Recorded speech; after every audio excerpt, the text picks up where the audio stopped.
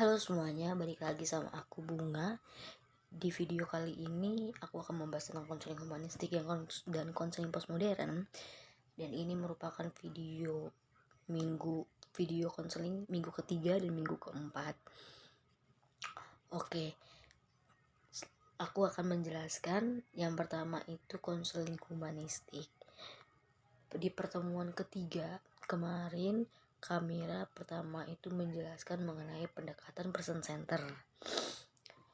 Terus juga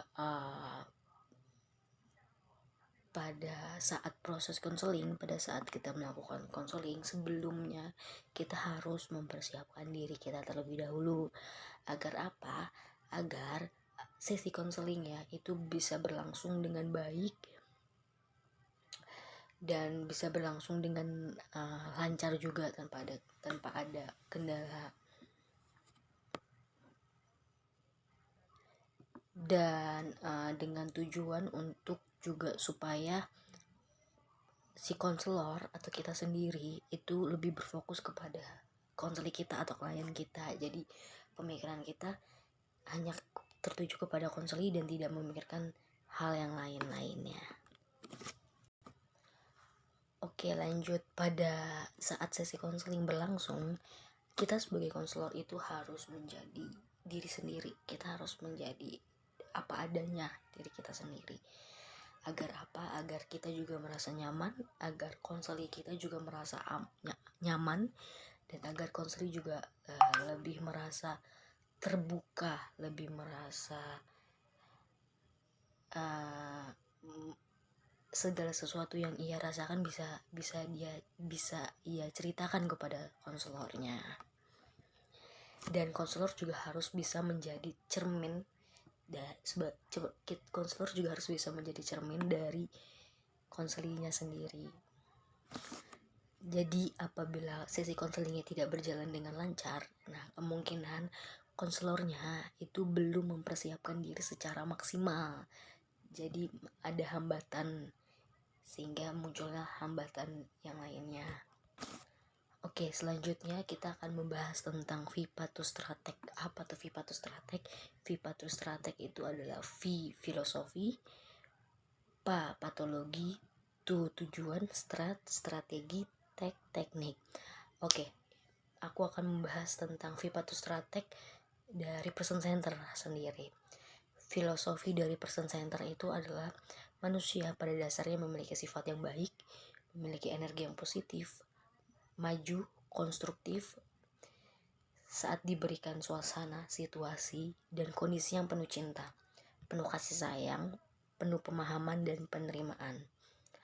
Patologinya adalah adanya ketidaksamaan antara realita pribadi dengan idealisme diri. Tujuan dari person center sendiri adalah konseling yang tidak kongruen bisa menjadi kongruennya ini dalam arti realita dirinya dan idealisme dirinya itu tidak selaras.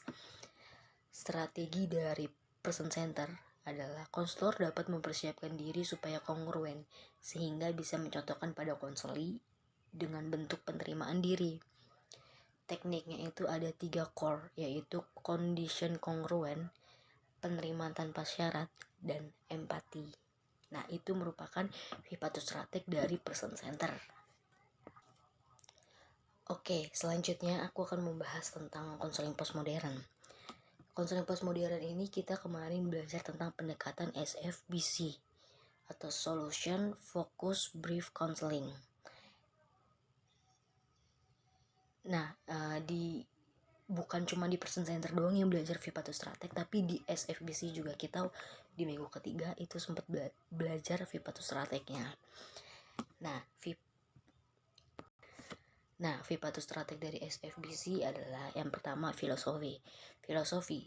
Filosofi SFBC adalah sejatinya kebenaran dan realitas bukan satu yang sifatnya absolut, namun relatif. Patologi dari SFBC adalah konseling terus pada masa lalunya, sehingga tidak fokus pada solusinya yang sebenarnya ada pada dalam dirinya sendiri.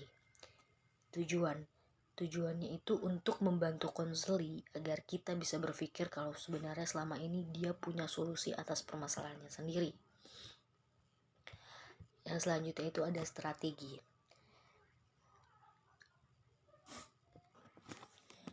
Oke, yang selanjutnya itu ada teknik. Teknik dari SFBC sendiri adalah ada exception question atau pertanyaan pengecualian, ada scaling question, pertanyaan berskala, miracle question, pertanyaan pengandaian, dan coping question.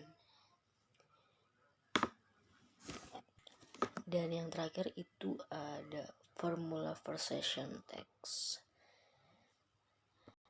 Nah, selanjutnya kita akan membahas tentang 3 tahapan umum pada sesi konseling. Di tahapan yang pertama itu ada pra-konseling, di mana pra-konseling ini seperti kita harus mempersiapkan diri kita sebelum kita melakukan konseling, agar sesi konselingnya ini bisa berjalan dengan lancar, dengan aman. Yang kedua itu ada inti konselingnya, di mana kita sudah membahas kita sudah berada di tahap pembahasan permasalahan si konselingnya sendiri, dan kita sudah mulai mencari titik terang atau solusi dari permasalahan tersebut.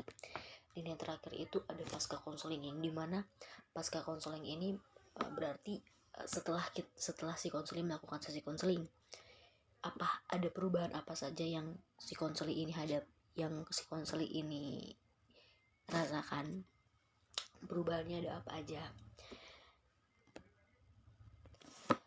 Nah, oke.